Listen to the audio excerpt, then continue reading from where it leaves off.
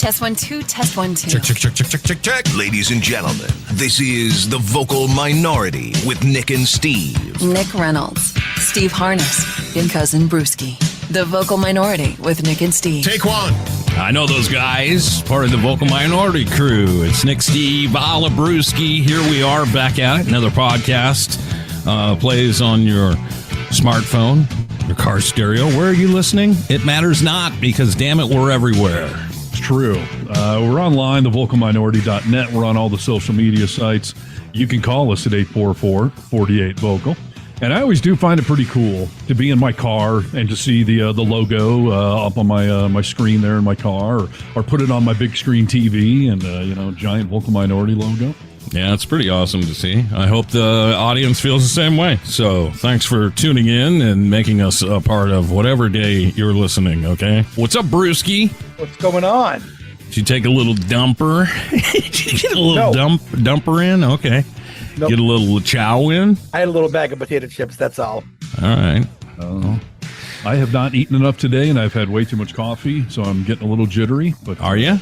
Yeah, it's all good. We got through one podcast already recorded in your new studio. Felt all right? It's feeling good. I definitely need to take the reverb down a notch, but it's good. It's comfortable. I like this place. So, I got some more decorating to do. But we're off to a good start. I'm representing guitars. I got a little Spider-Man. I got 2 Vocal Minority logos. Trying to cover the bases.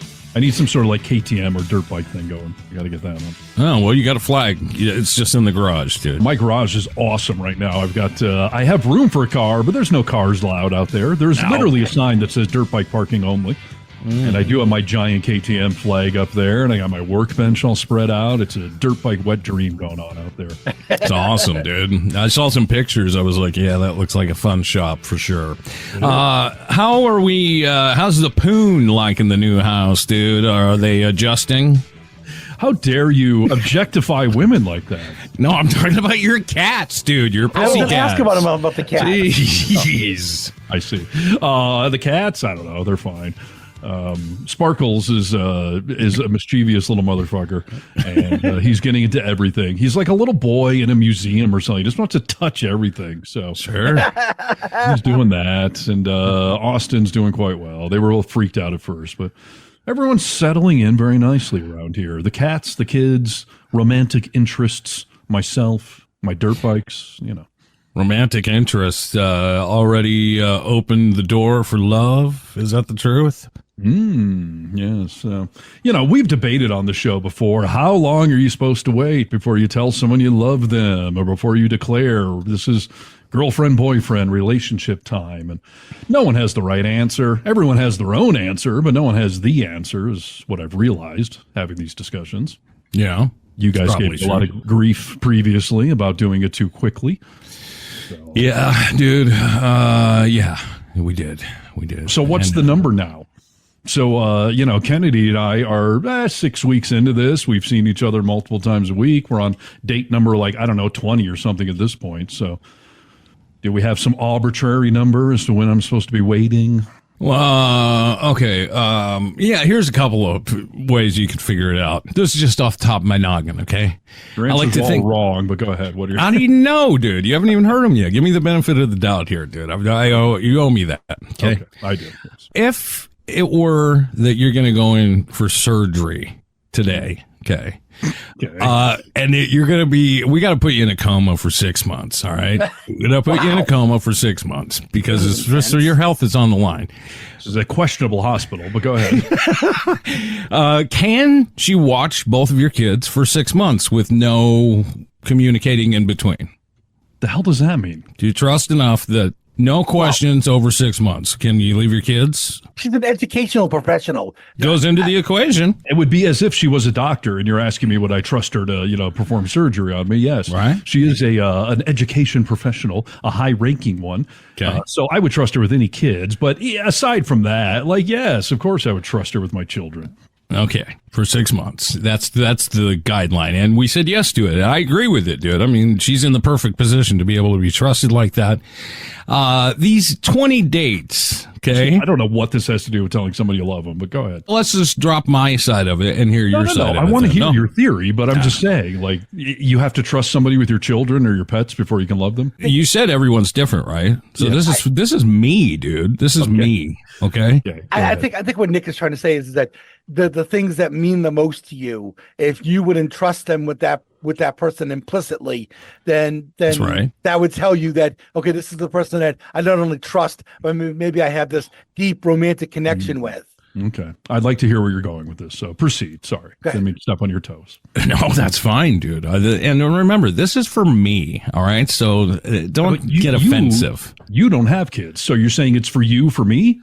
No, I'll take it for my niece. Like Brewski said, you're going to trust her with something you die for for 6 months. Okay. That's the thing I'm trying to say. Okay. These first 20 dates, how long was it before you felt something that you were like, oof, this could turn into love real easy? I'm going to say date number 4. Okay.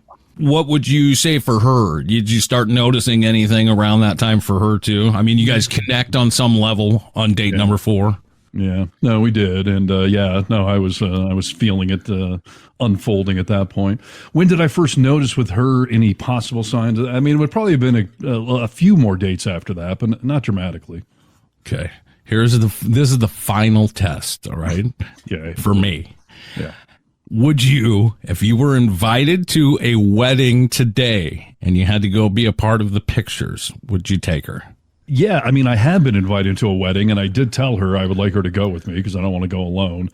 That wedding, it's my ex-wife's wedding. I don't know if I'm going to be in the pictures for that. That might be a little awkward, dude. Right, but would I, say if it was, my sister's wedding or something? Yeah. Right. Yeah, sure. Yeah. Right, dude. These are 3 great answers. I mean, I like, that you're feeling this way. So tell us where you're at. This is a lot of external factors you're putting in. What about internal? Have you ever heard of a band called The Head and the Heart? It's a real thing that, yes, love can definitely just be a feeling, but there's some things, if you would like for it to be a deep love, that you have to have some of these things, don't you think? Oh, for sure. Yeah. All right. So I'm it's just saying, what are the internal factors? You're listing some external factors, which I get, and they're pertinent, but at what point does the internal either outweigh or is that enough? That's a hard question, dude, that I don't know how to answer. And you know what? I was talking to Rachel about this, and I was like, how long did we wait before we told each other we loved each other? Do you remember? And we were trying to remember, and we came out that I think it was about 4 months. But I'll tell you what, I mean, I was obviously feeling it before that. So you were feeling it, but you felt uncomfortable saying it. Is that what it was? I guess I just was protecting myself a little bit, and just making sure, you know what, for me, it's so easy in the beginning of anything to get lust and love confused. So I guess I was just trying to make sure that that's the way I felt, I guess.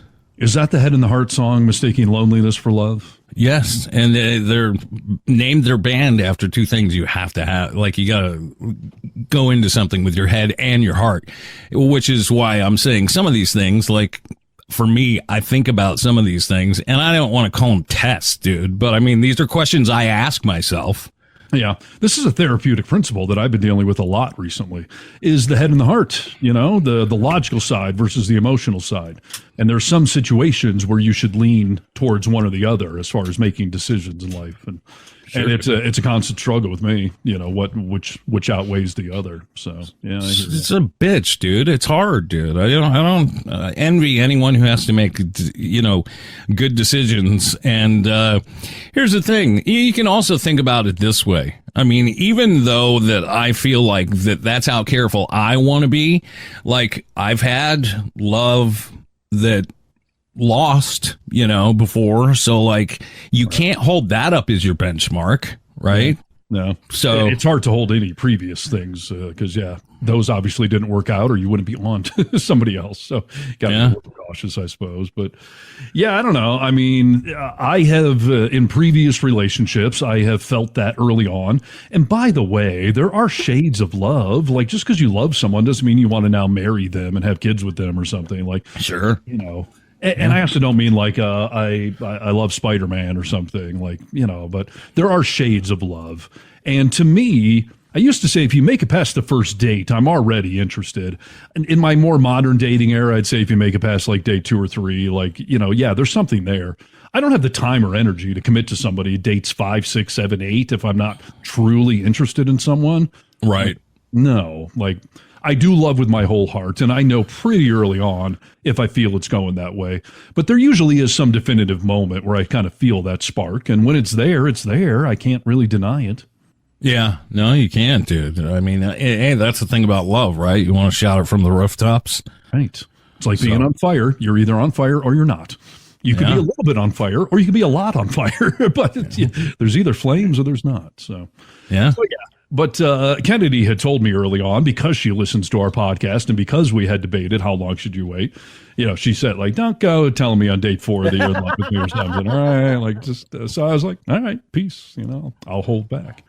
But, on last episode or 2 ago, I had introduced Kennedy to the fray because we are in a relationship of sorts. What it is called is still up in the air, but we're both committed. No one's dating anyone else. We both want to see where things are going. So she, of course, heard us having this discussion. So when we got together this week, what do you know? It came up, and we had a little chat about it all. And as far as what to call it, I don't think we actually settled on anything. We agree it's a relationship. We agree we're committed. But she's having the struggle that a lot of newly divorced people have. When you're getting divorced in your 40s or 50s, you don't want to call someone your girlfriend or your boyfriend because that seems very juvenile. See, dude, that's funny shit. I mean, she's not alone. I remember my sister when she got divorced and started dating her now husband, that she was like, I don't want to call him my boyfriend. I'm like, why? I don't understand it, but a lot of people feel that way. Absolutely. It's a common divorce thing. I felt like it 4 years ago, or almost 5 years ago now. I remember my dad, after he got divorced from my mom, he started calling his people, his women, his significant other. It's not my girlfriend. That's juvenile. She's my significant other, which I hate. So what are you going to call it? I mean, does it bother you or her enough that you need to come up with a name for each other? Well, I will tell you that portion of the discussion ended with no real resolution other than call it whatever you want to call it. I think she needs to come to grips with the whole boyfriend-girlfriend thing because I have, and most divorced people do at some point. Yeah. So, because the significant other thing, like I guess you can call it my person, but no. What do you do when you introduce at an event? This is my person. No. I'm sorry, Steve, and I know you've used that phrase in the past. Like I'm looking for my person. Yeah. I find that just so fucking vomit-inducing when I hear someone say, "I'm my person. I want to find my person." Yeah. No, just say you're looking for a serious relationship, or you know what I mean, or something like that. But my person, come on. I like the concept of my person, but I would never call somebody that in any sort of social setting, But the idea of like saying it's your person is like the one, like you're looking for that one person, the one, It's still schlocky to me. I just don't. You know what I equate it to? I equate it to that awful song, "Ho Hey" by Lumineers. Yeah, God, that's a disgusting song. Oh my God, it makes me vomit. I can't turn the station fast enough. Why? What do you hate about that song? I belong with you. You belong with me. I'll just shut up already, will you? It is the first song ever written about love, so I can understand. Oh, yeah, okay. But there are other songs out there who talk about love and who do it in such a way that you're like, yeah, you know what? I like that. I can jive with that. That one there, for some reason, it just. What about the Partridge Family? I Think I Love You. What do you think of that song?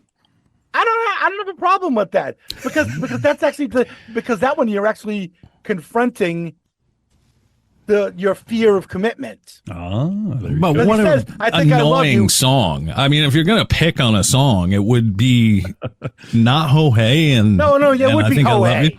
Absolutely. Yeah. Ho-hey is vomit inducing. I would rather clean every public restroom in the city of Boston with my tongue than listen to that song. Wow. Bullshit. No, I'm serious. No, you would not. I would rather sit there and listen to every single Dave Matthews Band album with you on repeat for a week straight than listen to that song. Wow. That just sounds like fun to me. I mean, that sounds like fun. But I'm telling you that's the kind of contempt I have that song in. But nonetheless, I don't want to get us off topic here. But Okay. Steve, you say about the boyfriend girlfriend thing, and I understand that, especially with someone who is fresh from a divorce, because she's still trying to figure out, what am I doing? I like Steve. We spent a lot of time with each other. I want this to go forward. And do we need to call it something? But then you want to call it something, and so I'm going to have to figure out that title for sure at some point here. But so we left that part of the conversation with like, all right, call it what you want, but we're in a relationship, and we're serious, and we want to see where it's going, and committed, obviously. But so later that night, after a healthy round of Yahtzee, we'll call it, I said to her something along the lines of like, I think you're amazing. I think you're awesome. I'm just trying to respect some of the things you've laid out here. And she was like, does that mean you want to say something that I had previously said? Like, and I just told her, I'm like, listen, if you don't think that I'm in love with you, like you haven't figured me out, because I would not be spending all of this time and effort with you. And so I'll just leave it at that. And, she did not openly reciprocate at the moment, but then she later sent me, and she said, I know this is corny. I'm going to continue my tradition of corny songs, but she sent me the Partridge Family. I think I love you. Well, so that was her nod to you saying that. Okay. Well, and I told her, like, go ahead. Yeah. I was going to say, and again, look at the lyrics. So what am I so afraid of? Yes. You know what I mean? So what is the lyric of a love there is no cure for, or something like that? I think I love you. What am I so afraid of? I'm cure afraid for. that, yeah. Yeah. So, it's she's letting you know that she's doing this. She wants to share this with you, but at the same time, it's a big step for her. It's, you're the first person she's probably told that outside of her kids. And then that's a different kind of love since her divorce. Absolutely. It's a huge deal. You've been in that position. For sure. And I told her, I'm not trying to amp up the timeline here or anything, but I'm not going to sit here and lie to you or me. Like, sure, I'm feeling love. Absolutely. So yes, she did reciprocate, and now now we're sending red heart emojis, which that's serious commitment right there. So it is, dude. So yes, the love word has been thrown out there. No one's using it ad nauseum yet, especially me. I say that word very liberally with my family and my kids and my person. So, but yes, we crossed at least that threshold. Well, whatever you want to call it that. And love is in the air. So she definitely made it past the first date, and now we've made it past that first major threshold. Oh, that's a wonderful thing, dude. That's a wonderful thing. I can't wait to meet her. Am I going to meet her? Will you ever put her in front of me? What kind of question is that? Oh, I'm going to meet her? All right. I want to meet her. So I mean, you got to get your ass over to Nevada, or we'll get up to Seattle. But yes, of course. So, and the world of dating is not fun. A part of me wants to tell her, like, boy, you got lucky. Like, you met someone right away. I've been wasting 5 fucking years of my life out there, getting used and abused and tortured. And dating is not fun at all. It's a necessary evil, but it's fucking evil. Well, you can't just get great things, right? I mean, that's the deal. You got to work hard for wonderful things. So yeah. Sounds and it's tough to know what the red flags are. It's tough to know because sometimes it's like interviewing people for a job. You're like, hey, you seem cool. You're a nice person, but are they the right person for that job? A lot of times, obviously. So yes, no, we've all been in that position where we're like, oh, especially when hiring someone that you really enjoy and then they suck at the job. It's just like, oh, this is terrible, dude. Yes. Yeah. And it is easy to mistake loneliness for love or lust for love. Like, all that's complicated. But the thing I've told several people about Kennedy, not only is she smart and beautiful and a great sense of humor, politics and religion we align on, and this is a sad statement on my part, but she is nice in a way I've never experienced. Oh, that's nice, dude. And she's mature in a way I've never experienced, which is ironic since I was resistant to dating someone older than me. But, yeah, she's nice and mature in a way I've never experienced. So what you're saying is Nick was right again, dude. yes, Nick was right. Wow. Yes, Fantastic. This is 2 in a row, dude. I feel great about that. Nick encouraged me to date someone older with older kids and all that, and Nick was right. Those are wonderful things, dude. It makes me that makes me extra happy for you that those are the 2 things that you would pick out and say like, oh, these are highlights that I haven't had before that I'm really enjoying. So those are 2 important things. So pretty fantastic. But I had to, it's like Andy Dufresne in Shawshank Redemption. Yeah. Had to crawl through a mile of shit to come out clean on the other side. That's right, dude. Now I feel like that's what my dating life has been. Walk out and you're like, I'm free. Let me tell you that I came across a list here of all these items that talk about like, oh, these are red flags, first date, serious red flags that people tend to bow out right after a first date because of these red flags. Okay. I've been on a lot of first dates in the last 5 years. Yeah. Not a lot of second dates, though. So Okay, I'm curious to see if I saw any of these things, or if I did, if I would even notice them as a red flag. Some of these are stuff we can all probably relate to. Some I've never been through this first one that I saw. He showed up on our first date and our first time meeting in person. So this was a blind scenario. Or an internet thing. They had never met in person. He showed up to the date with his 5-year-old daughter. I babysat her while he devoured his Chick-fil-A. I bolted as soon as I could. Come on. That's ridiculous. I was a guy looking for a free babysitter so he could enjoy a meal finally. Because every parent has a hard time with that. So. And what are you doing at Chick-fil-A, dude? No one's calling that the red flag. I mean, go on. Yeah, really. Going to fast food for your first date? Well, I had a similar experience, by the way. Of someone bringing a toddler or someone else? Oh yeah, I told you guys this goes back to 2001. I met this chick online. She drove up from Portland when I lived in Seattle, Portland, and we had a lot of conversations, and there was a lot of sexy talk, right? And here's the other thing too: this chick had actually starred in a Max Hardcore movie with Max Hardcore, right? So I'm already thinking this is awesome, and that sort of thing, right? Is that porno? Yes, it is. It is. Okay. And the whole crux of that weird. Well, first of all, Max Hardcore was into all the backdoor stuff, which is not my bag at all.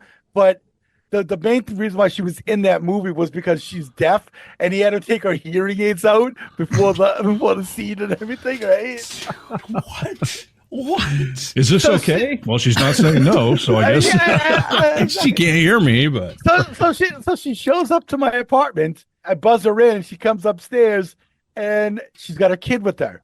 And this kid's, I don't know, maybe 3 or so, going towards 4. Okay, so meanwhile, she's got the kid playing with toys on my floor, and we're on the couch making out, right? Oh my God, dude, that is a boner killer. I mean, you were able to still get it up. Wait, it gets better. So then she goes down and she starts speaking into the microphone, right? In front of the kid? Oh, yeah, the kid is climbing on the back of my couch or on top of my shoulders and everything like that. And I'm like, this is really not working for me. And by the way, speaking in the microphone, if no one understands, that's a euphemism for oral sex that Brewski likes to use. This woman was blowing you in front of her toddler. Yeah, exactly, right? Not enough of a red flag for Brewski not to allow that to happen, I've noticed. But a CPS call, sure. A dating red flag, nah, not quite, dude. Well, come on, I'm in my 30s at that point. I was like early 30s. You don't say no to a lot of them. So then we put the kid down on the couch, right? And she gives him a bottle, and he kind of falls asleep. So she waves me on. She takes me to the bathroom. We go in the bathroom. Wait a minute. Was the baby really vigorous about that bottle? Sucking on it? He was like, I thought he was like dead asleep. Yeah, kids are visual learners. That's all I'm saying. Well, here's the thing, though. I'll tell you this, though. We go in the bathroom. She grabs onto the sink and basically wants me to, go to town and everything like that. So I'm trying to do what I need to do. And all of a sudden, the kid is outside the bathroom door, banging on the bathroom door and everything like that. Needless to say, nothing completed that day and that sort of thing. Wow. I did take them out for lunch at McDonald's, which was, I guess, okay. I don't know. But Uncle Brewski taking mom out after. Oh, no. Dude, I mean, even when she shows up with a 3-year-old, is that a toddler? Yeah. I mean, when she shows up with a toddler, you know that if there's a little mistake here, she's having baby number 2. Okay. Yeah, exactly. She's a fertile myrtle, is what you're saying. Yes. Yeah. Oh, dude, everything about this is just so dark, and I'm not judging because I had some younger days shit that I put up with that I wouldn't, at an older age. So yeah, you just want to get laid when you're that age. Like you'll put up with quite a bit. When I first moved to Seattle, I met that chick, and we were out drinking, and we ended up back at my place. And she was lactating on my face while I was sleeping. Yeah, no, we've talked about her. Yeah. Yeah, well, you've got some great scenarios, Brewski. And don't even if you really want to hear a really wild one, talk about the woman that had the loving relationship with her neighbor and his Rottweilers, and then showed me the pictures of it. Bestiality? Is that what we're talking about? Yes! She was doing it with the dogs and thought I would be into it. Are these like chat line people you're meeting? No, I met her online. Wow. Craigslist? I want to say it was like some dating thing. Might have been Craigslist or AOL or something like that. Yeah. Yeah. It wasn't like Match.com. Right?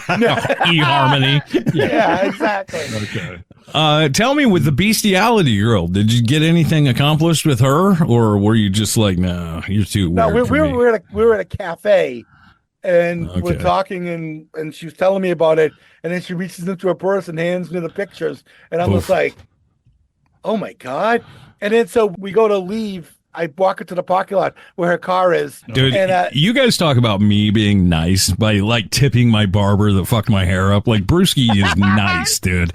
I would run out of that restaurant if she showed me those pictures. Don't confuse niceness for horniness. Yeah, and now I was 27 at the time, so Yeah, but you still walked her out to the car. These are very odd interactions, okay?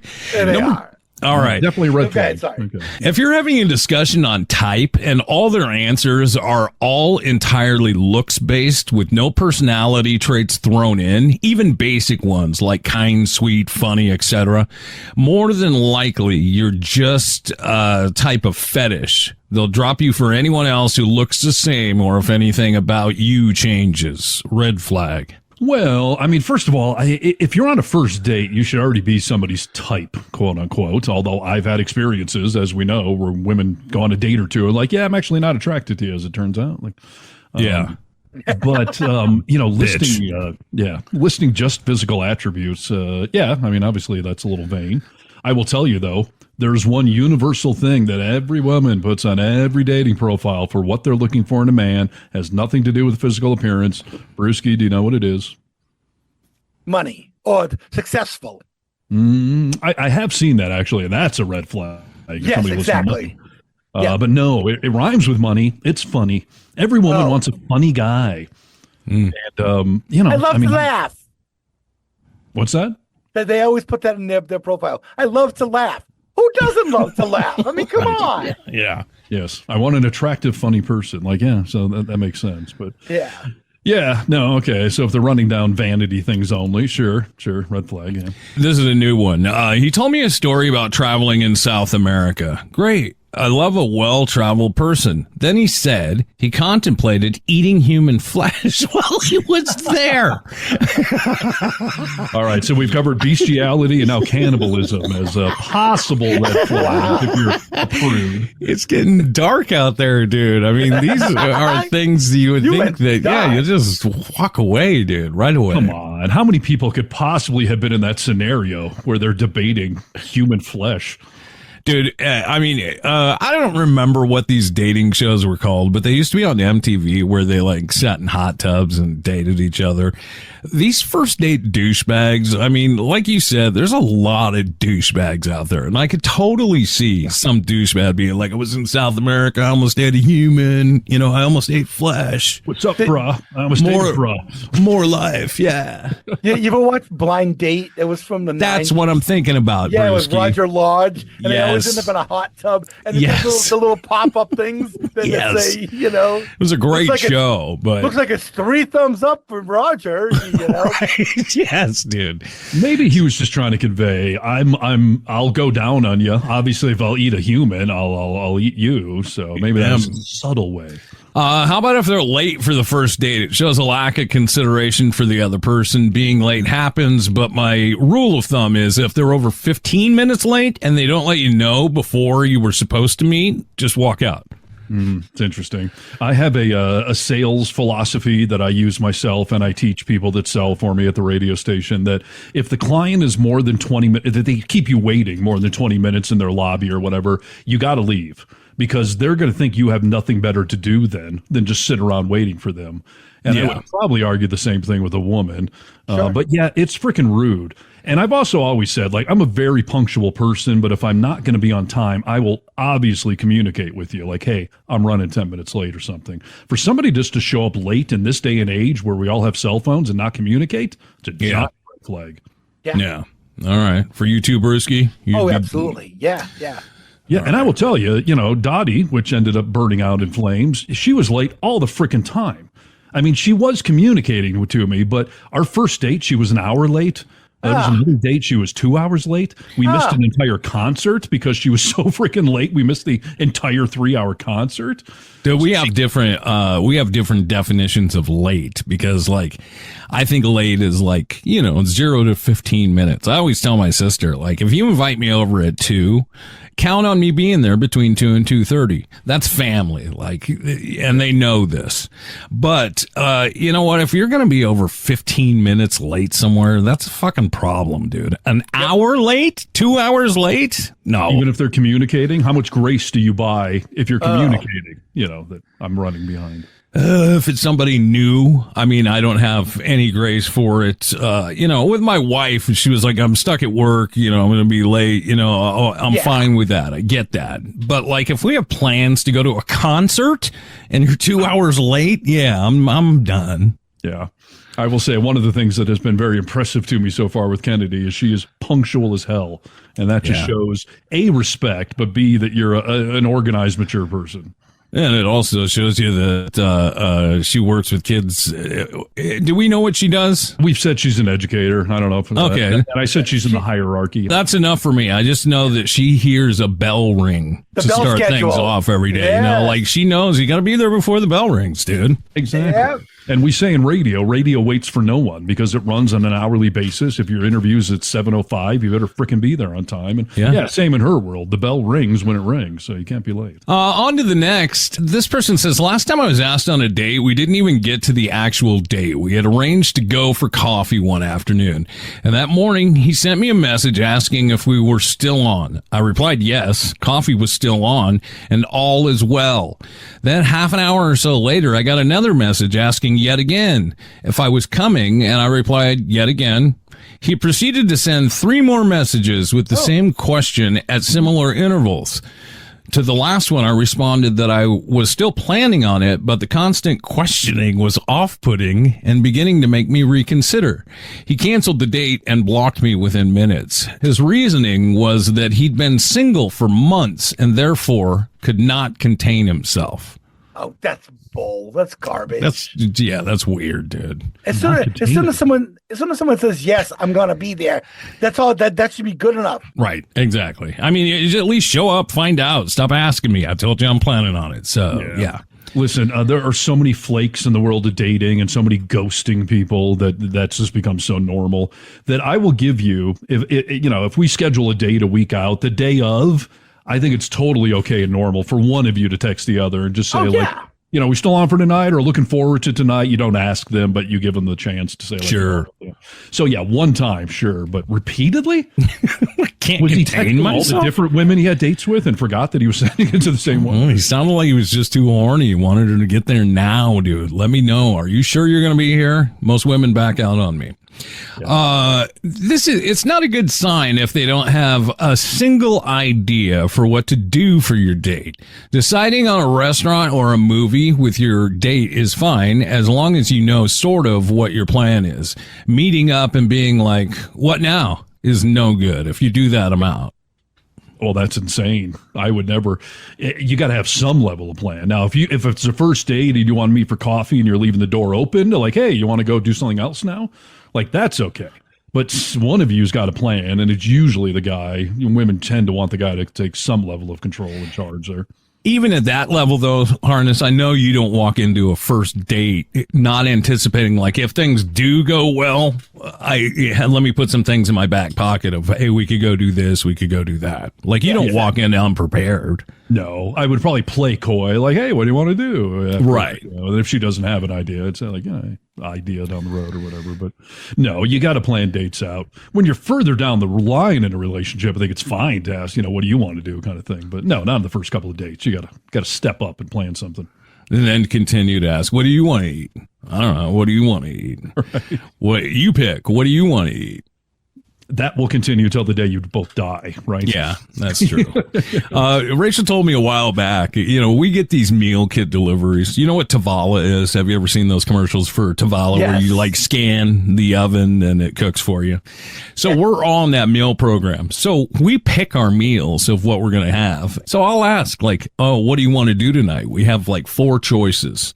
And she has come to me so many times and been like, I don't know. I don't care. I don't care. I don't like the I don't care answer, by the way, because I feel like you do.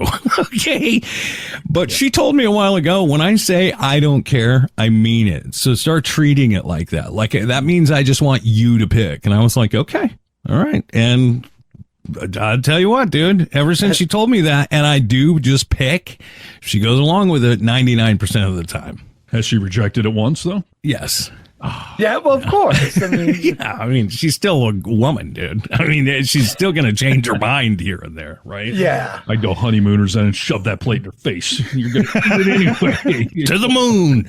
No, listen, I think that's healthy communication. If someone truly says, I'm telling you, you pick, then go ahead and then step it up and pick. And I've also learned, though, a good trick is to ask them, does something sound bad?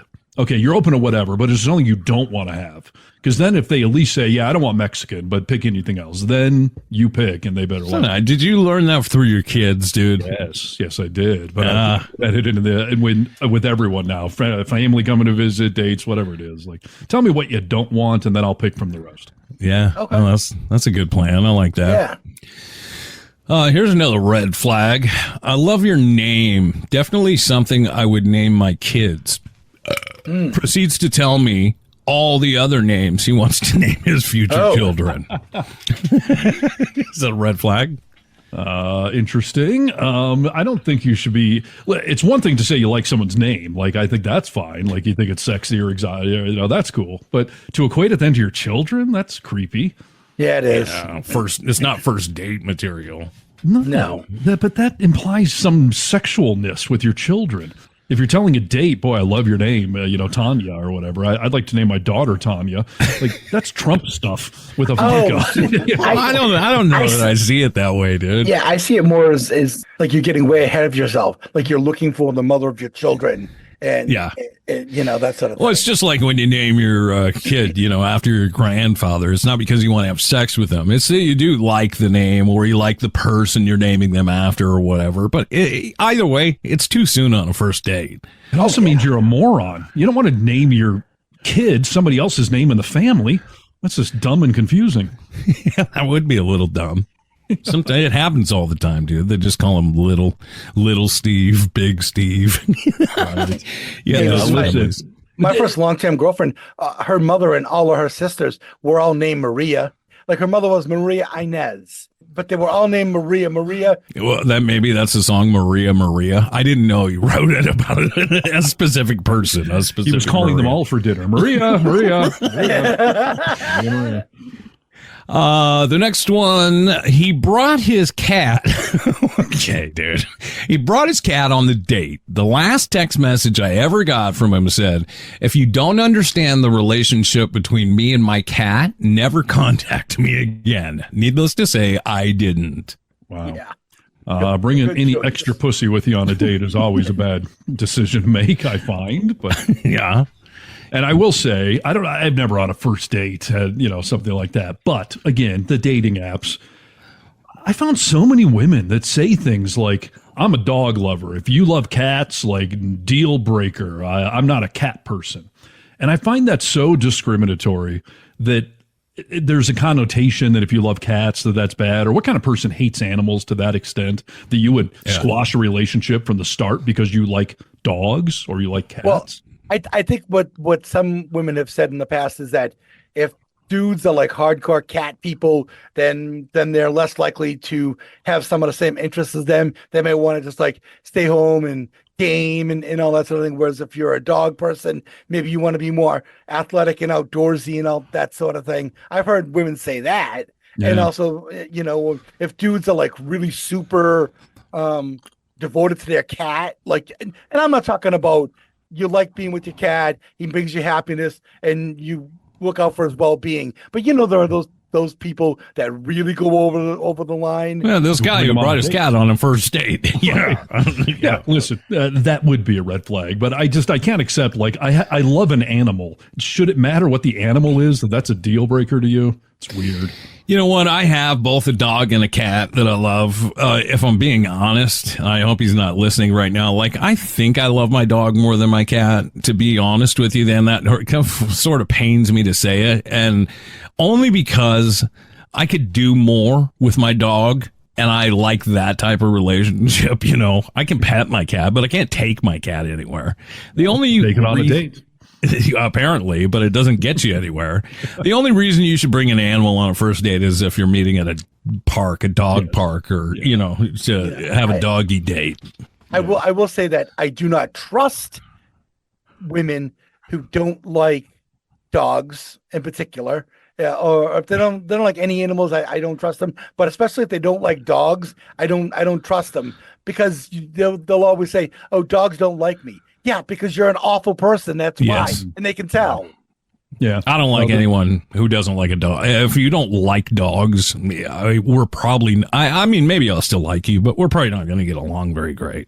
Yeah, and no, you're right, Bruce. It is a red flag if an animal ever cringes away from somebody based on their vibe or whatever. So I would. Yeah, they can smell it. That's a bad person to say, But yeah, just loving pets. Like I don't see why that's discriminatory, but. How about wanting to get too serious too quickly? That's a red flag for me. I want to show my mom a picture of us. Oof, on the first date. Yeah. No, that's definitely a big red flag. If you were at a first date and the girl said, like, I was talking to my mom, she knows I'm going on the first date, I'm going to send her a pic, would you say, no, I'm not comfortable with that? I would let her do it, but I would make a mental note that you're fucking crazy. And by the way, like, if you met on a dating app, there's obviously pictures of you there. It's super common. I've done it where you share the picture with someone, like, here's who I'm going on a date with. Like, but yeah. Ask them to pose for a picture. It's proof I will of tell life you, in case you get kidnapped. Right. Yeah, really. Yeah. Yes. Drop a pin. That's for sure, but. No, I've even been hesitant with Kennedy before we had this discussion of clarifying, is this a real relationship or not? Like, we were out in Emerald Bay and I had this, I wanted to take a selfie. We're at a beautiful location. We haven't taken a picture yet together, but I felt a little like, we haven't defined this yet. We haven't said we love each other. Should I be off, asking to take a picture together? Is that too far, too much? So on a first date, hell yeah. Yeah. Be too soon. Yeah, I think I'd do the same thing. I think I'd probably let him take it, but there wouldn't be a second date. So. Right. Yeah. This chick says, I went out with a guy for like 2 weeks. He was adamant on paying for everything. And at first I thought he was just being really nice. But then I honestly started feeling uncomfortable. I told him about it and he laughed it off and said that I should get comfortable with him paying for everything. The last time we went out, I told the waiter I was paying for my food, and all was fine until he got up mid-dinner and said he was going to the bathroom. He came back and we finished our food, but when I asked for the bill, the waiter told me my date had already paid for everything. Mm-hmm. Turns out he didn't go to the bathroom. He went to the waiter, blah, blah, blah. She blocked him. I mean, you gotta let people be independent if they ask to be. I think it's always nice to say, like, no, I got this. But if they want to be independent, please let them. Yep. This is a tricky one because first date etiquette says the guy is supposed to pay for things. It's an interesting test when the check comes to see if she's going to offer to either pay for it or split it with you. Yeah. That tells you something right there. Sure. I've always taken note if they offer to or try to. But I always on the first date, I'm like, no. First date, like, I got this. I'm going to pay for it. But it reaches a point where it becomes condescending if you won't allow her to pay for something. Yes. That's belittling to me, or a machismo of like, no, the woman can't possibly pay. She's incapable. Yeah. So you got to thread that needle correctly. I think it's appropriate for the guy to, to certainly pay on the first date or two, but at some point, yeah, it's insulting. And I will tell you, I was in a relationship. It was Dottie. I paid for everything, and she never offered. I mean, Not once. maybe one out of 100. Wow. And that was offensive to me. I didn't mind paying. I knew I was making more than her and all that stuff. But the fact that she was always so willing to just let me pay for everything, I was, you don't even really want to step up at any point, huh?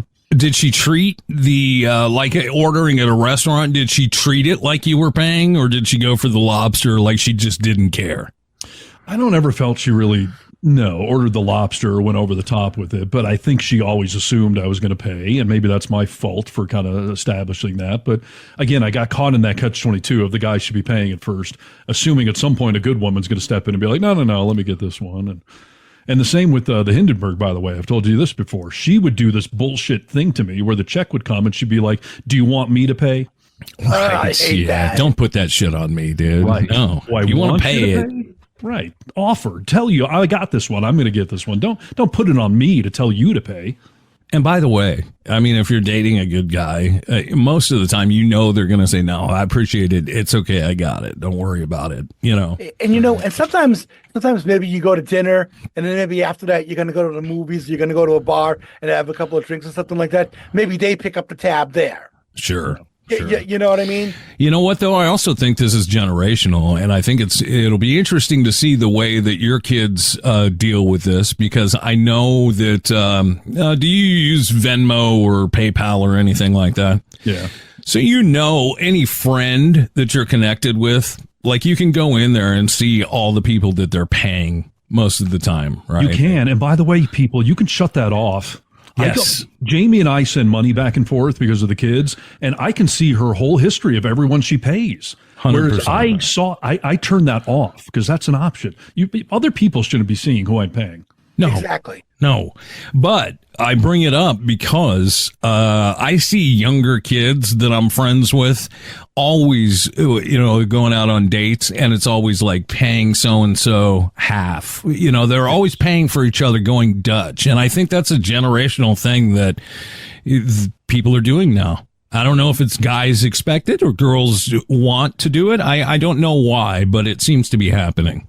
No, it's super common to say, I'll pick this up and then just Venmo me your half or whatever. But yeah, that's more of a friend thing. I would hope and assume in the dating world there's still some etiquettes, but who knows? There was a woman that I held a door for, and forget that, I can hold my own door. I'm just like, I'm being polite. That's all I'm doing. I'm not trying to be condescending. I'm not trying to control you or anything like that. I'm just being polite. That's all I'm doing. I've had to clarify that in the dating world because Neo, my firstborn, and my ex-wife were both like, I don't need a man to hold the door for me. And, there's something a little hurtful about that, but I want to respect it, like forcing myself to always pay. Like, it's condescending if a woman says, yeah, you don't need to hold the door open for me. So I have clarified that because that's something I always do. I always open the car door and I always hold the door going into business or whatever. But I've said, like, I'm doing this out of chivalry. If you're going to tell me that you think it's condescending, then I won't do it. But otherwise, I'm just trying to be nice. It's nothing nefarious. So in other words, if you're walking into a convenience store and they're behind you, you can open the door and just let it close behind you. They don't want you holding it open as you've walked in. Neo would say, like, I'll grab the door myself. Like, don't stand there and hold it open. Let it slam in your face then. Here's the thing, though, Brewski. I think that because I have had the same thing happen, that if you open the door for people once in a great while, you're going to get someone that says, I can do that myself. But if you don't open the door and you just let it slam in people's faces, I guarantee people are going to be like, rude, chivalry is dead. So what if your sister, though, told you, like, I don't need you holding the door for me? Would you respect her wish? I'd let it follow. I'd love to do it close behind me, and I'd purposely do it just to make a point and be an asshole about it. Well, there you go. I follow a guy that, he's really good at helping you with dating and stuff like that. He's online, and he says that if anyone ever says, like, I could get the door for myself, it is the perfect time to backhand that bitch as hard as you can. Okay. And make sure you use your ring hand, too. Right, yeah, that's what he says. Use the door to break her nose. That's right. You're supposed to backhand them, and that puts an end to it, dude. They'll never say it again. All right. Good etiquette. Who is this guy you're following? Oh, no. Here's another one. If they challenge everything you say, that's a red flag. Being challenged a little bit, that's good. Can be kind of flirtatious. But when someone challenges every single thing you say, it's usually a precursor to controlling behavior. Yeah, especially if it's, arguing over the sky is blue. If they're just pushing back on everything you say, like that's a giant red flag. But I do agree, a little healthy debate or back and forth on some topics, that's actually a good thing. Oh, yeah. Well, hey, listen, if I'm dating somebody, like, I'm not going to be a dick, obviously, but I want to know that we can have good conversation and that you can hold your own with what you believe. I want you to be solid in your beliefs, So, Yes. yeah. Next one on the list, he talked about herpes for 30 minutes. He did not have herpes, but he discussed it for quite a long amount of time. Oh, doesn't have it, though. Not projecting at all, is he? I don't have it. Is he a medical student? It doesn't say, but yeah, maybe Brewski it. could be just talking about work, dude. You're right. I mean, either he's fishing to see if you have herpes and just doesn't want to ask about it, or he's a terrible conversationalist. It's like Let's talk talking about doing herpes. autopsies or something like Let's that. talk about gonorrhea. Yeah, what do you think about STDs, just in general? Right. Just asking. Just random question. Is it a deal breaker? It was for this lady, so I don't blame her. How open or closed off they are to having conversations and listening can be a red flag. If people are willing to cut you off or have a rebuttal before you can finish your thought, they weren't listening. They were focusing on what they were going to say. Always have a partner that is willing to listen and communicate. This is a huge red flag. Try arguing with that person someday. You'll never get your 2 cents in. I mean, oof, yeah. I'm all for a good back and forth and maybe occasionally jumping in to make your point. But no, not if they're cutting you off all the time. I noticed in a long relationship that there was a point where you have to be very careful. And I've been victim to this before. So no judgment if anyone has done this, but you need to be cognizant of it. When you're with somebody for such a lengthy period of time, you do have to be careful with getting to the point of thinking what they're going to say, how they'll respond, and with cutting people off. And I noticed it with Rachel before, where I was like, I've heard this story before. I know where you're going with this, so let me just stop you there. How fucking rude and can you be to somebody? That's a tough one. Yeah, but you know what I'm talking about. You've heard the same story 80 times and you know where it's going. So you're just like trying to speed something up. See, now I would prefer somebody tell me, like, I've heard this story before. And I've had to do this with Kennedy recently, where it's like, I've told this story on the podcast, so please stop me if you've heard this, because I don't want you to be polite and let me tell this entire 5-minute story and then be like, yeah, no, I heard that on the show or whatever. Like, what? I feel like an idiot. I've just been sitting here telling you something you already heard.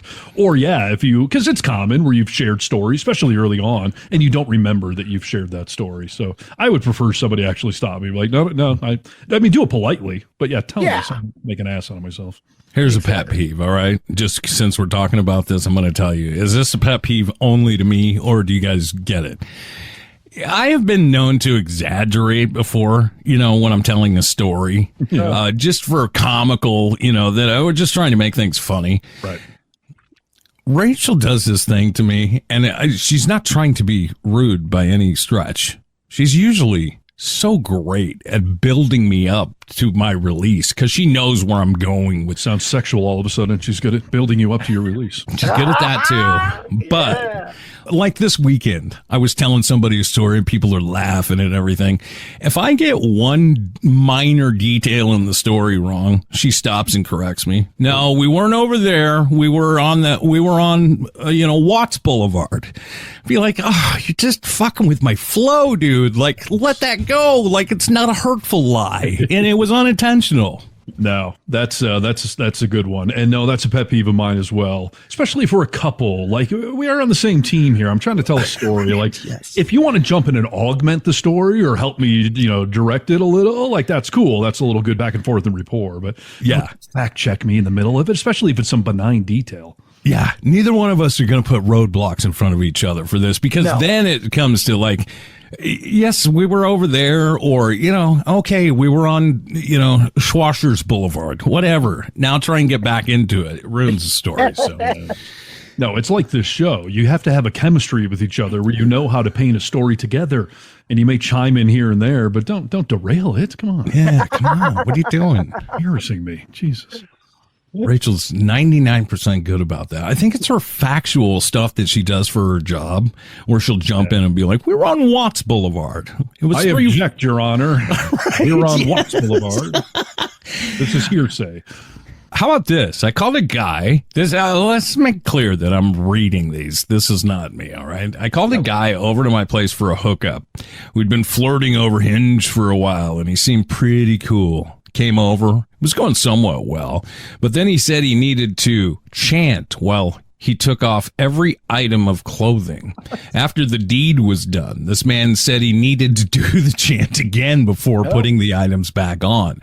Underwear to socks. Every time I got a chant. While I was eating pizza and watching in disbelief, this man performed a whole ritual in my room, fully naked. I'm from India and I've seen all kinds of rituals and prayers, but nothing prepared me for this naked dude standing over my new rug doing this. What the hell is a chant? Socks. Oh yeah. Like a powwow chant. I think that it's like the Buddhist thing, because when you're praying, you do a chant. Maybe he's. What does it sound like though? I don't know. Audibly. I've heard of it. I've heard it being referred to as that, but I don't know what it would sound like. We'd have to look that up. It's freaking weird. Yeah, that's a red flag. I don't even care what it sounds like. No chanting should be involved in anything. Well, especially if you're like, I put the left sock on first, I put the right sock on. Put the left sock on. All right. Well, you're just out. All right. You guys want to know about Vaseline, or you want to say goodbye? Well, now I got to know. You can't keep me like that. You can't put that out there. Yeah. This gentleman told me his feet were soft because he used Vaseline. He then took off his shoes and rubbed his foot on my leg as a demonstration. No, I can't think of a correct context to bring Vaseline into a first date discussion. Certainly not with your feet, and certainly not then rubbing them on. Yeah. Wow. Well, people are messed before up. I've been like, I want to be polite. Do you prefer Vaseline or KY? Like, I'm chivalrous like that. So yeah, you want to give choices, dude. I get it. I understand it. Yeah, that's a red flag. So. All right, gentlemen. Well, another podcast down the tubes and uploaded to stereo coming near you. Thank you for joining us today, The Vocal Minority with Nick and Steve Brewski. Yes, we're always here to be helpful, so hopefully this discussion's been enlightening or slightly informative. So find the website. It's thevocalminority.net. We're on all of the social medias. Get social, share it, and we appreciate you. There you go. Brewski, ahoy, right? Adios, ahoy. And we say bye-bye. Test 1 2, test 1 2. Check. Ladies and gentlemen, this is The Vocal Minority with Nick and Steve. Nick Reynolds, Steve Harness, and Cousin Brewski. The Vocal Minority with Nick and Steve. Take one.